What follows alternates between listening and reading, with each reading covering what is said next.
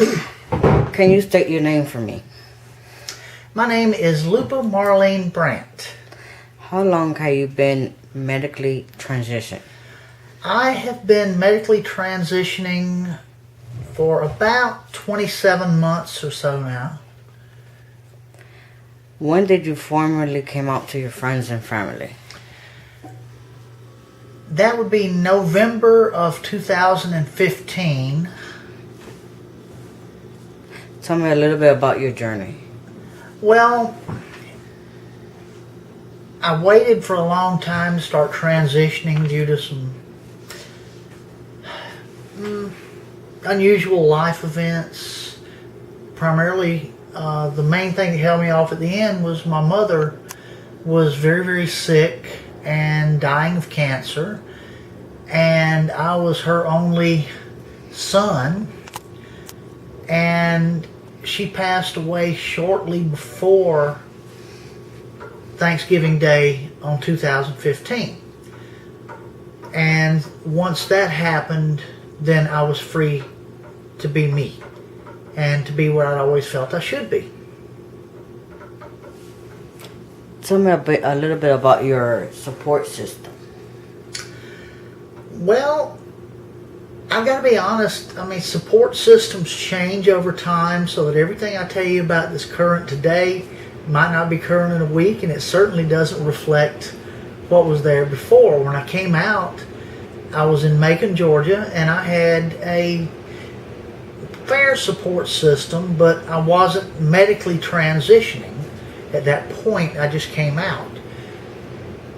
And then my future husband and I met around the same time that I came out through Facebook.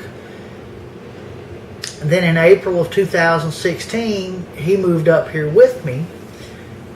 And I've got to say, he's been my greatest supporter of all. He's the one that helped me to get on HRT.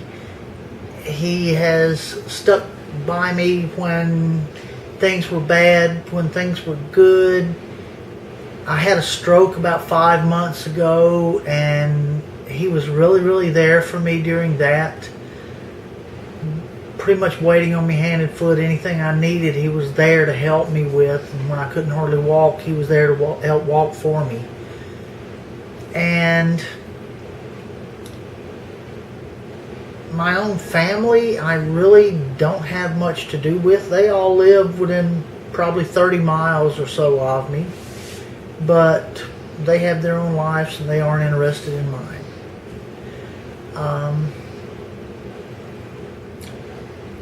It doesn't bother me as bad as it does a lot of people. Maybe I'm just calloused or something, I don't know, but I know that most of us lose familial support once we start our transition. It's the lucky few that don't. And since both my parents are dead when I started transitioning, the only thing I have is sisters and their extended families and all, so I'm not nearly as close to them. So it hasn't been as much of an impact for not having the family there. I'm not going to say it's been easy, but there have been people who have been there for me at one point or another just about the entire time. Many of them have fallen by the way. The only one constant I've had in my life for my transition has been my husband. And another support I think that I have is because of the company that I work for. I'm one of the community outreach organizers for Transcending Barriers Atlanta, and we're a nonprofit 501c3 organization. We're trans-led and trans-oriented, and we help people, trans and GNC individuals to get name changes, to work on gender mark changes, and other services. And after I became affiliated with that company, that's when I actually got my name changed, was through the company. So that was, a big milestone that happened back at the first of this year. So that's been pretty much an ongoing support network for me as well. When I work through the company and the other members of the company. It's a small company. But, you know. What is the best thing that ever happened during your transition? Well, I'm not going to really say. I have felt that I should have always had breasts. I always wanted them. And after 2 years on HRT, I finally have them, and that makes me feel better about my appearance than probably anything else has as far as transition-wise, you know. Okay. So I heard from the previous question that you are working for a transgender company. I am. Okay. What other involvement do you have with the community? I'm a member of the National LGBTQ HIV Criminal Justice Working Group. We're a lobbying and activism group that works on impact litigation and lobbying in Washington, D.C. with the senators and all that. And we meet up 4 times a year for summits. The last one was last month, I guess, up in New York for an impact litigation summit where we're working to make changes for our community. We're working to decriminalize HIV so that you can't be punished just for having it, you know, and try to do away with some of the stigma involved with it. I'm also just starting with another 501c3 nonprofit called Nested Beads of Path, which is based out of North Carolina. I don't know nearly as much about that organization as I do about the others because, like I said, I'm brand new to it.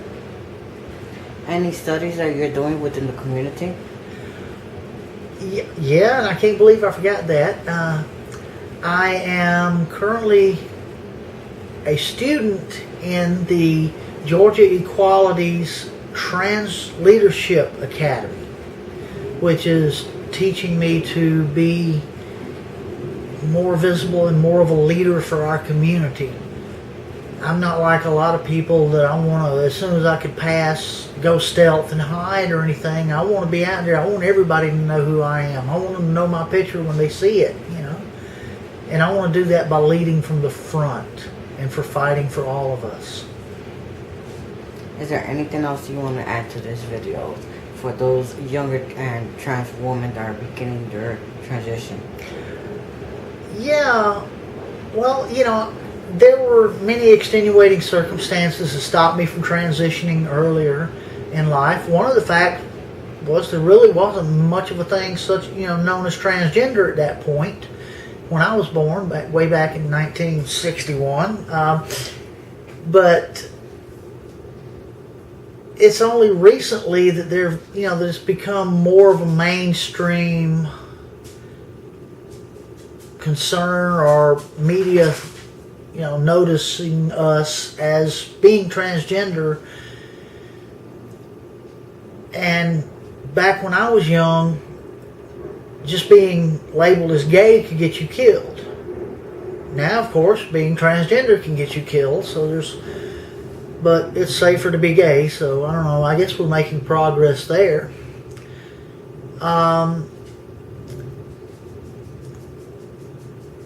I can't tell anyone when the time is right to transition. Only your own personal circumstances will deem when that is available. I can help people get the resources needed if you're in Georgia. The main thing is, don't give up. Don't ever give up on your dream, because I know people that have waited. I started to transition at age 54. I'll be 57 this month. I know people that have started later in life than I have and still transitioned. I know people that started transitioning from childhood. So there's never a right time to begin it or a critical time. It depends on the person and what you're able to do and what you're ready to do. For a long time, I was not ready to publicly transition. Sometimes I look back on that and I kick my butt in the cell, kick myself in the butt, thinking, why did you wait? But that's about it. Other than that, I'm on Facebook as Lupa Brant. If you have any questions or you would like information about our organizations, send me a message. Bye, everybody.